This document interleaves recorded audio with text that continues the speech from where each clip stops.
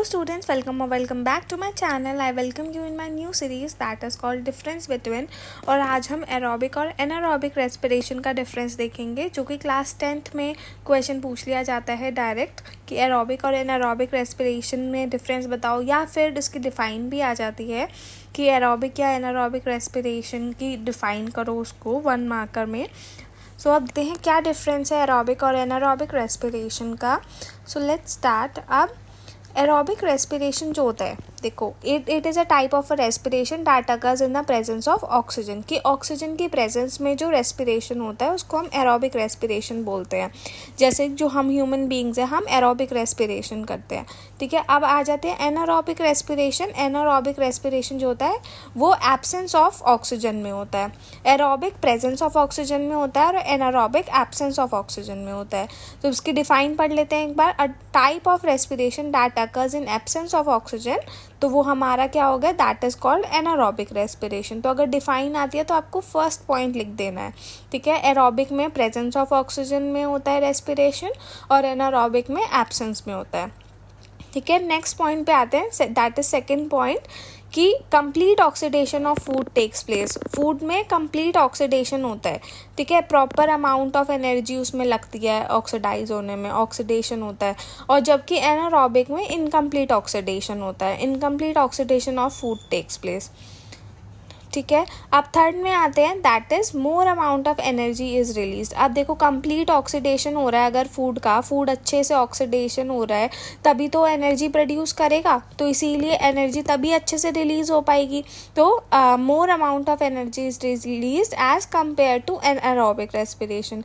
अगर हम anaerobic respiration में देखें तो उसमें less amount of energy release हो रही होती है, दैट इज इनकम्प्लीट ऑक्सीडेशन की वजह से ही। फूड अच्छे से ऑक्सीडाइज नहीं हुआ, इस वजह से उससे less amount of energy release हुई, ठीक।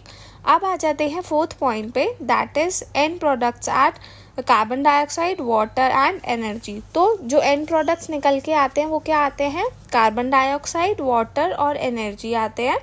जैसे हम रेस्पिरेशन करते हैं, जब हम एक्सहेल करते हैं तो हम कार्बन डाइऑक्साइड रिलीज करते हैं।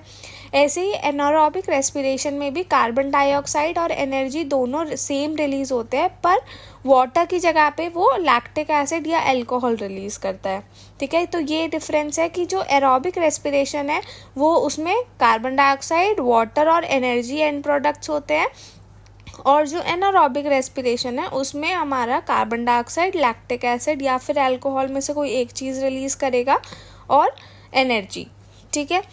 लास्ट पॉइंट पे आते हैं, that is it occurs partly in cytoplasm and partly in mitochondria. तो एरोबिक रेस्पिरेशन हमारा साइटोप्लाज्म में भी होता है और माइटोकॉन्ड्रिया में भी होता है, जबकि जो एनारोबिक रेस्पिरेशन है वो हमारा सिर्फ साइटोप्लाज्म में ही होता है, और एरोबिक दोनों दो जगह होता है और एनारोबिक सिर्फ एक ही जगह होता है। रिवाइज कर लेते हैं जल्दी से फटाफट कि क्या क्या है। फर्स्ट पॉइंट में क्या है कि आपका ऑक्सीजन की प्रेजेंस में होगा और एनारोबिक एब्सेंस में होगा ऑक्सीजन की। अगर प्रेजेंस है ऑक्सीजन का तो इसीलिए जो फूड है अच्छे से ऑक्सीडाइज हो जाएगा, ऑक्सीडेशन होगा, और जबकि एनारोबिक में इनकम्प्लीट ऑक्सीडेशन होगा फूड का। थर्ड पॉइंट क्या बोल रहा था कि एरोबिक में ज़्यादा अमाउंट ऑफ एनर्जी रिलीज होगी as compare to anaerobic. Anaerobic में less amount of energy release होगी। फोर्थ पॉइंट क्या है कि एंड प्रोडक्ट्स जो होंगे आपके क्या होंगे, CO2, HO2 और एनर्जी होंगे, और जबकि एनारोबिक में CO2, लैक्टिक एसिड या अल्कोहल और एनर्जी होगा, ठीक है। लास्ट पॉइंट पे आ जाते हैं, दैट इज एरोबिक में क्या होगा, साइटोप्लाज्म और माइटोकॉन्ड्रिया में होगा एरोबिक रेस्पिरेशन, और एनारोबिक रेस्पिरेशन जो होता है सिर्फ साइटोप्लाज्म में होता है।